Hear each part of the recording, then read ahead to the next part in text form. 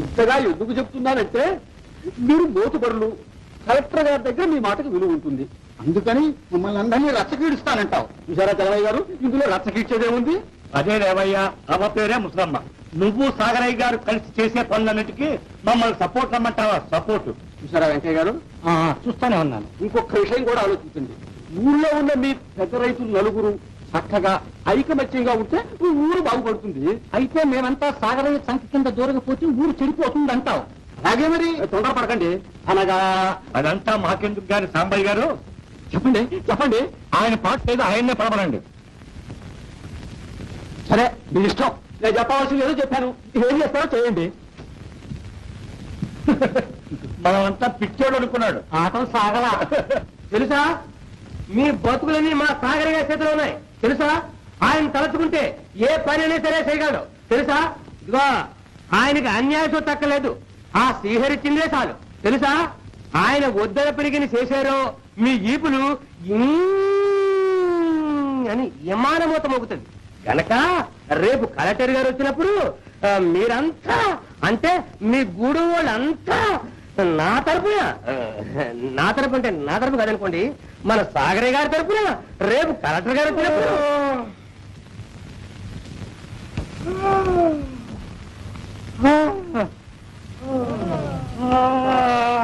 ఏంటి ఆయన నిద్రపోడు మొక్కలో చెప్పేది నిజంగా ఆవలింటారో. ఇదే మీటింగమా మరోట? ఆహా, ఓలు బొమ్మరాట. ఏటిగా వచ్చాడు లేకుండా రే యూసఫు, నీ బొంగులు ఎలుగుడేశాను. తెలుసా, ఆ రోజులు మారే. తెలుసా, అనుండ్రా.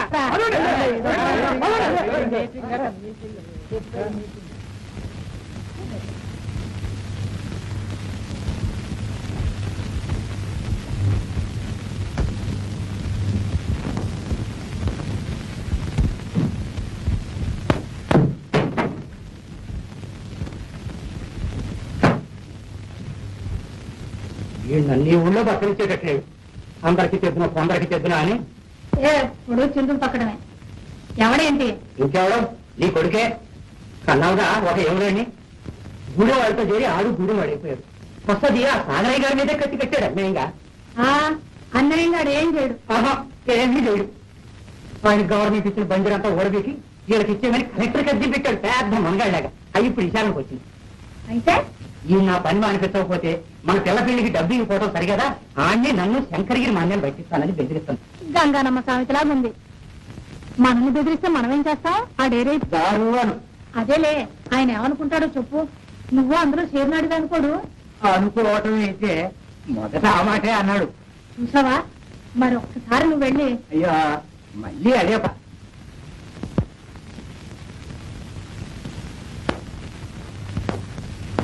నువ్వు వెళ్ళవే. ఇందుకన్నమాట ఈ చదువంతాను. రాగండి రే. ఆ తట్టు ఒక కాకుండకూడదు, ఒక కాకుండకూడదు. అంత దారుణం చేస్తున్నావా కరణం గారు? ఉండవా నీరేంటి అప్లికేషన్ పెట్టుకోపా.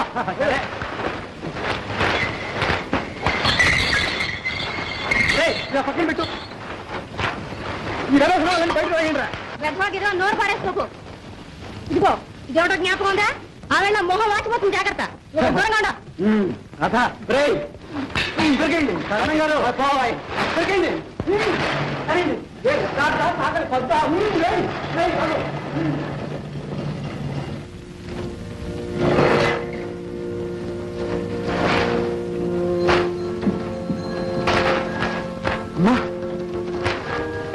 రాకరాక మంచి సంబరంలో వచ్చా వీరమ్మా.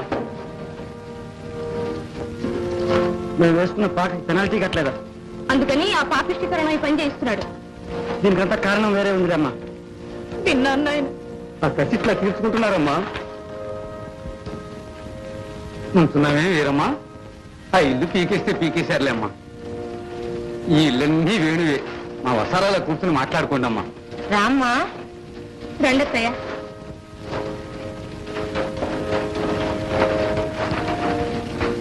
ఏంటమ్మా ఇట్లా వచ్చావు? ఏం లేదు నాయనా.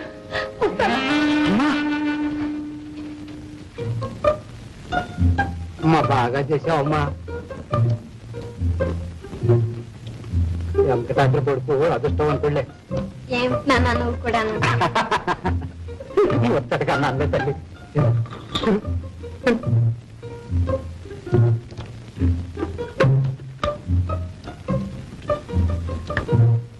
అదిగో అమ్మత్తాం. ఏం చేసుకుంటా? ఏంటో నువ్వు అనేది?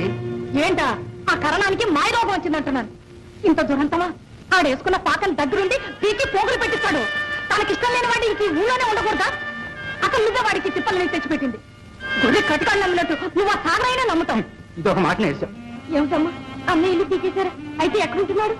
మనమే వాడిని కాకుండా చేసుకున్నాం గాని ఊళ్ళో వాళ్ళంతా వాడిని బాగానే చూస్తున్నారు. భూషయ్య తన ఇంట్లో పెట్టుకున్నాడు. పాపం ఆ పిల్ల కడుపుతున్నట్టు కూడాను.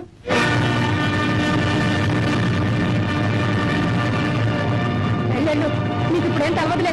అమ్మా నేను ఈసారి చూసి వస్తానే. ఇప్పుడు వద్దమ్మా, తర్వాత వెళ్దు గాని రా.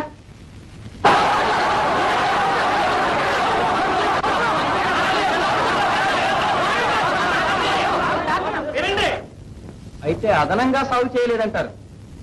అధిక ఆహారం పండించాలని ప్రభుత్వం కోరింది కాబట్టి ఆ బంజరైనా నేను తీసుకున్నాను. లేకపోతే నాకెందుకండి, మీ దయ వల్ల ఆ శ్రీహరి ఇచ్చిందే చాలు. అయితే ఆ బంజర కౌళ్ళకిచ్చి సాగు చేయిస్తున్నారా? అంత రూసు తెలియకుండా ఉన్నానా? నేనే స్వంతంగా సాగు చేస్తున్నా.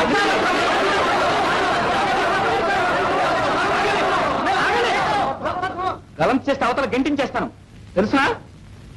నిశ్శబ్దంగా కూర్చోండి. చెప్పండి. చూశారా, వచ్చి కాకి మూక. వీళ్ళెవ్వరూ రైతులు కారు, నా కూలీలు. వీళ్ళల్లో ఎవరికి కౌలు చేసే తాహత లేదు.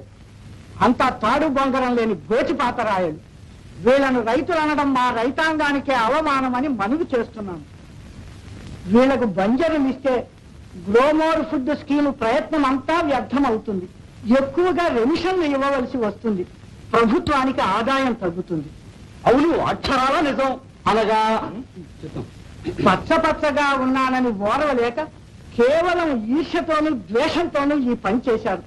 గ్రామాల్లో పార్టీలు కట్టి కక్షలు పెంచి శాంతి భద్రతలకు భంగం కలిగిస్తున్నారు.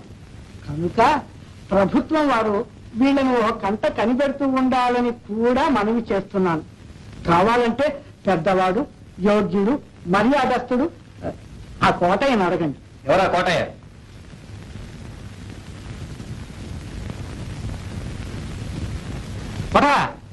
కలెక్టర్ గారు పిలుస్తున్నారు.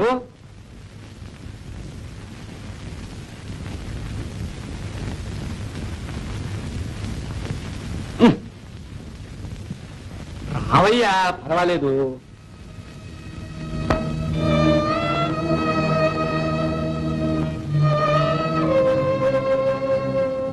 కోటయ్య గారి మాట అంటే మీ అందరికి నమ్మకమేనా?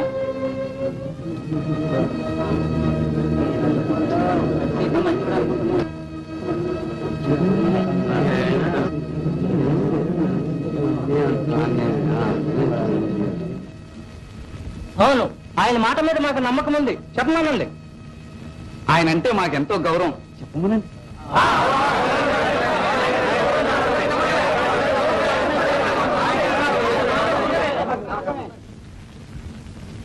కోటయ్య గారు, సాగరయ్య గారు చెప్పిందంతా నిజమేనా?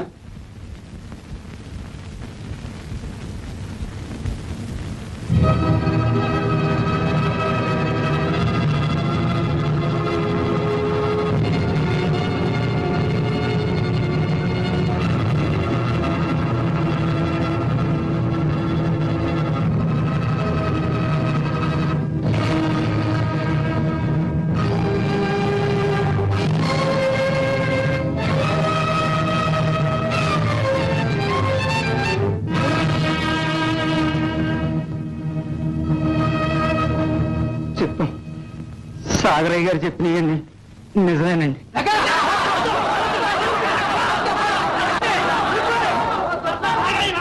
అలర్ చేస్తే గెంటించేస్తాను. నా మాట మీరు గెంటించేయండి. తప్పుంటే శిక్షించండి. ఈ కోటయ్య మా తండ్రినండి. సాగరయ్య గారికి మేము కొంత బాకీ పడి ఉన్నాం. అందుకని మా తండ్రిని బెదిరించి అబద్ధం సాక్ష్యం చెప్పిస్తున్నారు. అది అలా వదిలేయండి. సాగరయ్య గారు అదనం సాగు చేయలేదంటున్నారు కదా. నింజేది కంకణానికి అర్థం ఎందుకు? మా ఊరు చెరువు పక్క బంజర్లోంచే తమరు వచ్చారు. అది సాగుబడి లేదో తమరు చూసే ఉంటారు. ఏమండి ఇన్స్పెక్టర్ గారు, సాగుబడి అయిందండి. అది లెక్కలో ఉందండి.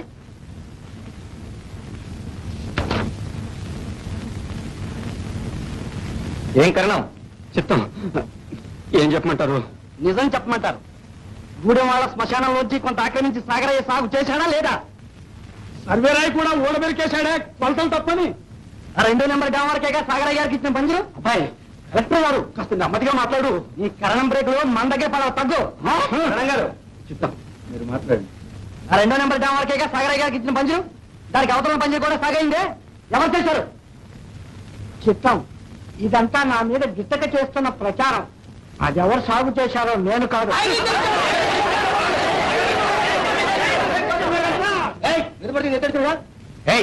ఎవరు నువ్వు? రైతులేనండి.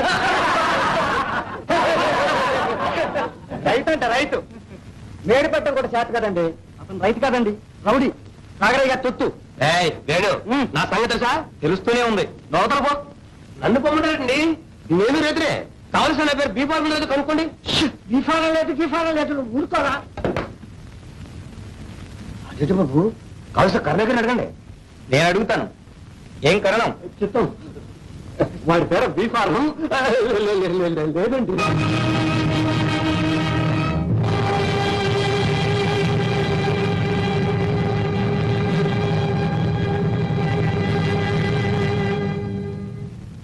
అసలు ఈ ఊళ్ళో ఇంకా ఎవరికైనా బీఫారాలు ఉన్నాయా?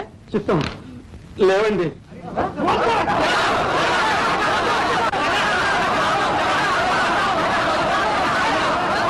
ఆగండి. ఆగడానికి ఏం బాబు, ఆగుతాం. కానీ మా కడుపు మంట ఆగదు కదండి. అందుకని మనవి చేసుకుంటున్నాం.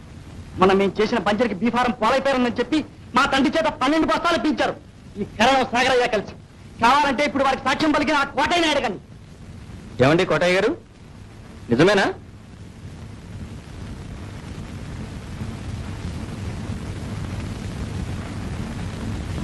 మాట్లాడండి. నిజమేనా? చెప్తాం. నిజమేనండి. అంత తమాషాగా ఉంది. మమ్మల్నే కాదు, పంచర్ అడిగిన పేద రైతులు అందరినీ ఇట్లాగే మోసం చేస్తున్నారు. ఈ ఫరాలన్నీ అయితే సాగరైపోయారా లేకపోతే పోలైపోయారా ఉన్నాయని బొంచి ఆ పంచరే వీళ్ళు కవులకు చేయించుకుంటున్నారు. వీళ్ళు చేసే అన్యాయాలు ఇంకా ఏం చెప్పమంటారు?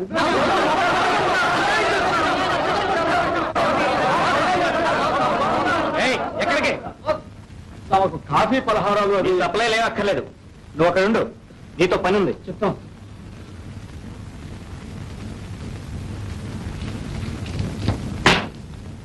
ఒక మనవి సార్, నేను లాన్స్ నాయక్ జేవి రత్న 6th బెటాలియన్.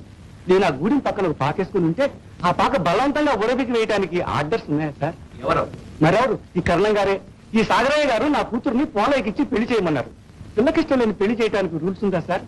ఆ కోపంతో ఈ కర్ణం గారు నా పాక పీకించి వేశారు. గవర్నమెంట్ వారు నాకు ఇచ్చిన 3 ఎకరాల భూమి ఊడగొడతానని ఈ సాగరయ్య గారు బెదిరిస్తున్నారు సార్. జాగ్రత్తగా మాట్లాడు. అతను జాగ్రత్తగానే మాట్లాడుతున్నాడు. ఈ విషయం కూడా నోట్ చేస్తున్నాను. ఇక మీరు వెళ్ళండి.